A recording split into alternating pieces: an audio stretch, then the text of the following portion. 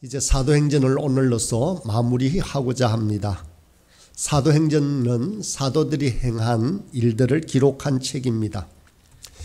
예수님이 승천하고 난 이후에 사도들의 행적이 어떠한지를 기록하고 있는 책이 바로 사도행전입니다. 그런데 이 사도행전은 사도들의 개인사를 기록한 책이 아닙니다. 예수님께서 보내신 성령님께서 함께 하신 사역을 기록한 책이라고 할 수 있습니다.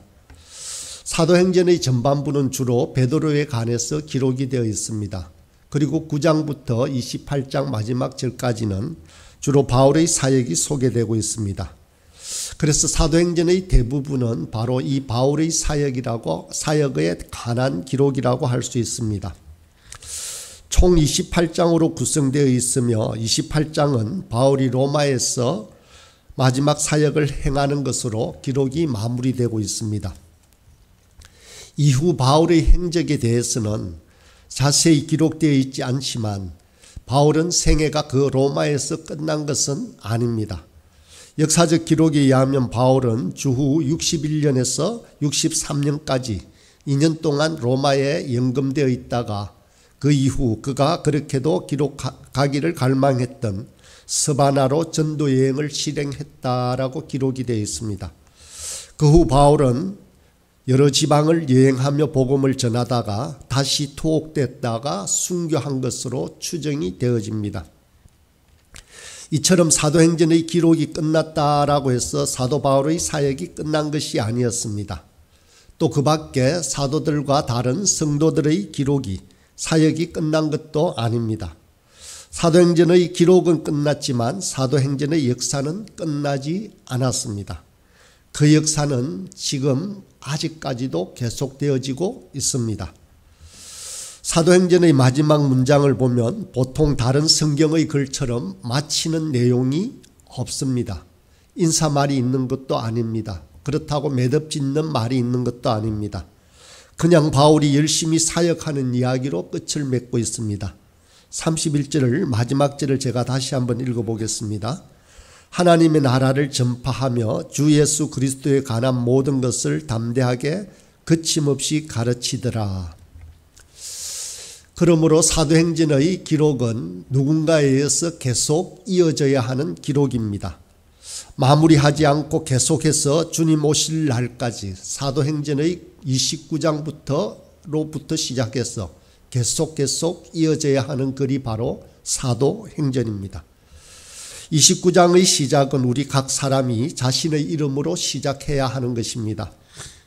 그러므로 우리는 언제나 초대교회 성도들처럼 그들의 신앙을 본받아 살아가야만 합니다. 초대교회의 사도들과 성도들은 믿음을 지키기 위해서 재물과 그리고 가족과 자신의 생명조차도 아끼지 않았습니다.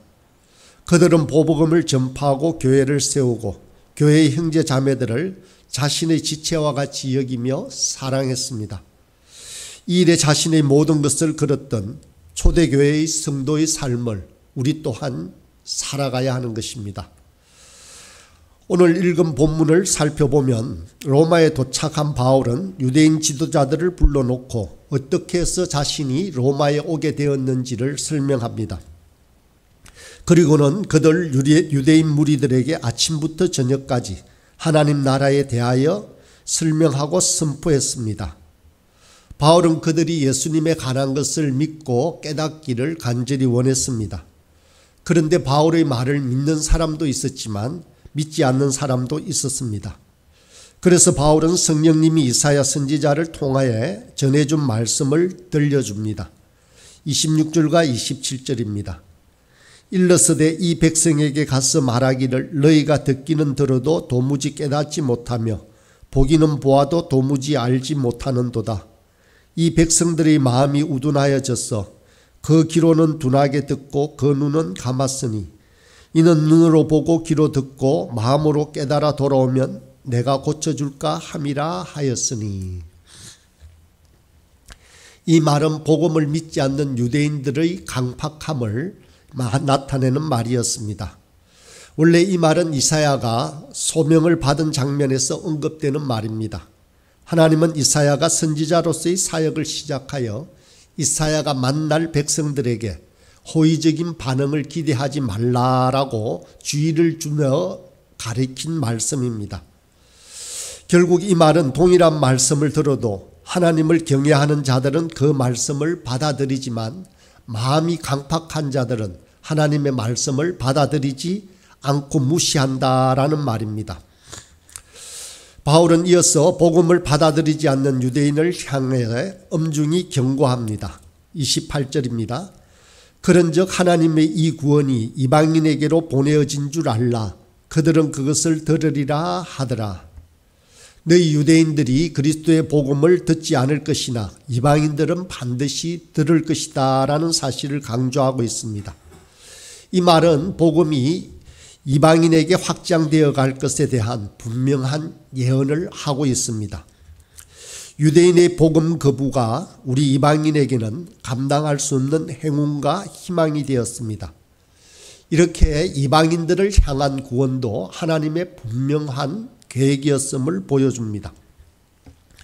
하나님의 백성이 되고 구원을 얻기 위해서는 이처럼 분명하게 들어야 하는 것입니다. 믿음은 들음에서 난다고 했습니다. 하나님의 말씀 곧 복음을 들음으로 구원에 이르게 됩니다. 듣되 허투루 듣는 것이 아닙니다.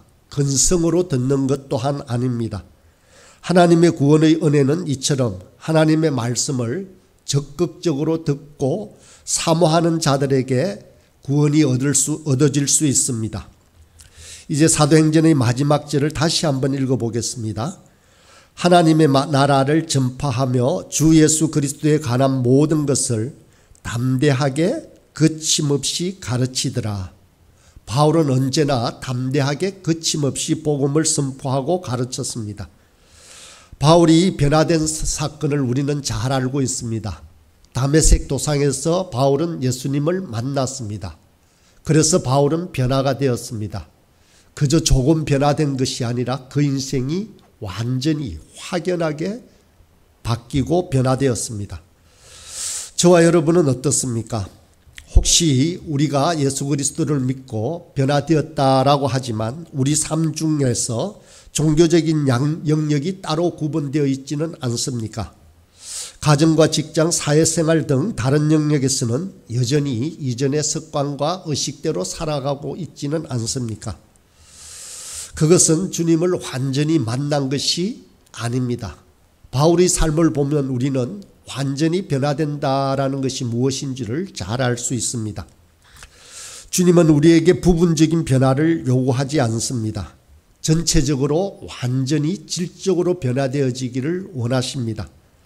완전히 옛사람을 벗어버리고 새사람을 덧입어야 합니다. 이전에 굳게 믿고 있던 우리의 잘못이나 고정관념이나 사고체계를 변화시켜야 된다라는 것입니다. 그래야 우리도 바울처럼 담대하고 거침이 없어지는 것입니다. 본문 마지막 절 31절을 킹 제임스 번역을 보면 이렇게 번역하고 있습니다. 전적으로 확신 있게 하나님의 왕국을 선포하며 예수 그리스도에 관한 그것들을 가르치되 아무도 그를 막지 못하더라. 바울은 하나님 나라에 대한 전적인 확신이 있었습니다. 이 확신에 찬 바울이 예수 그리스도에 관해서 가르치면 아무도 그를 막지 못했다라는 것입니다. 이런 확신 속에서 담대하고 거침이 없어지는 것입니다. 저와 여러분도 바울이 행한 것처럼 그렇게 살도록 기도해야 합니다. 성경에서 주님이 명령하신 것은 사도들 몇몇만 행해야 하는 것이 결코 아닙니다. 우리들도 그 명령을 따라 분명하게 살아야 하는 것입니다. 그런데 우리들은 이쯤에서 멈추고 맙니다. 이만하면 하고 생각합니다. 성경에 나오는 인물들은 특별한 사람이 결코 아니었습니다. 모두가 우리보다 지식이 많았던 것 또한 아닙니다. 우리보다 모두가 부자였던 것 또한 아닙니다. 우리보다 지위가 높았던 것도 아닙니다. 그러나 그들은 예수님의 제자가 되었고 또 그들은 말씀대로 순종하며 살아갔던 것입니다. 우리 모두는 성경에 나오는 말은 다 맞고 성경의 인물들은 다 훌륭한 인물이라고 말을 하면서도 자청하여 그런 인물이 되려고 하지는 않는 경우가 있습니다. 왜냐하면 그들의 삶에는 고난과 환난과 역경이 있기 때문입니다. 그런 고난과 연단을 우리는 싫어합니다. 싫어할 뿐만 아니라 당연히 짊어져야 할 십자가조차도 거부하고 있습니다. 우리가 주님의 참 제자의 삶을 살고자 하면 반드시 거쳐야 할 고난과 연단이 주어진다는 것입니다. 이것을 회피해서는 안 됩니다. 이 고난과 연단의 과정을 통해서 우리는 진정한 참 제자로서의 삶을 살 수 있기 때문입니다. 그리고 주님은 우리 이 개인의 변화뿐만 아니라 주님이 세우신 교회 공동체 또한 변화되기를 원합니다. 예수님이 이 땅에 오신 것은 단지 한 권의 책을 남기기 위해서 오신 것 또한 아닙니다. 어떤 신조나 사상을 만들기 위해서 오신 것 또한 아닙니다. 혹은 삶의 윤리적인 법칙을 남기기 위해서 오신 것 또한 아닙니다. 예수님은 이 땅에 하나님의 의와 하나님의 나라가 이루어지게 하기 위해서 오셨습니다. 주님은 이 나라에 오셔서 교회라는 눈에 보이는 분명한 공동체를 우리에게 허락하시고 세우셨습니다. 구원받은 사람들이 한 몸을 이루기를 원하십니다. 그래서 온전한 하나님 나라가 이루어지기를 원하시는 것입니다. 교회라는 공동체를 통해서 이 거룩한 일을 이루시기를 원하십니다. 그러므로 교회는 단순히 세상에 있는 많은 조직 중에 하나가 결코 아닙니다. 교회는 하나님의 교회이며 분명히 말씀 위에 서 있어야 하는 것입니다. 그러므로 각자 개인이 성결하게 살아야 하는 것처럼 교회 또한 성결하고 거룩해져야 합니다. 사도행전을 마무리하면서 제 마음속에 내내 드는 생각은 사도 바울은 과연 그 사역에 있어서 무엇에 가장 큰 관심을 가지고 힘을 쏟고 있었는가 하는 것이었습니다. 회당에서 많은 사람들을 모아서 전도하는 일이 그에게 가장 중요한 일이었을까요? 아니면 한 사람 한 사람 만나서 개인 전도하는 일이 그의 가장 큰 관심사였을까요? 물론 이런 일에 그가 힘을 쏟기도 합니다. 그렇지만 바울이 가장 관심을 갖고 그 평생을 바친 일은 바로 교회를 세우는 일이었습니다. 바울은 교회를 세우고 양육하고 파송하는 일에 전력을 다했습니다.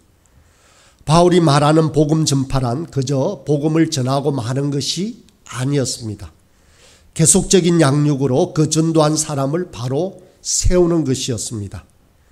바울은 자신이 전도한 교회를 위해서 끊임없이 기도하고 양육했습니다. 바울은 자신이 쓴 모든 편지를 보면 바로 이 양육의 편지입니다. 서로 다투지 않고 서로 사랑하며 각자에게 주어진 달란트를 사용하여 서로 섬기며 그리스도의 사랑을 잊지 말라라고 당부하는 이야기가 바로 바울이 쓴 서신의 모든 내용들입니다. 교회는 옛날 시골에 사랑방과 같은 교회가 되어야 합니다.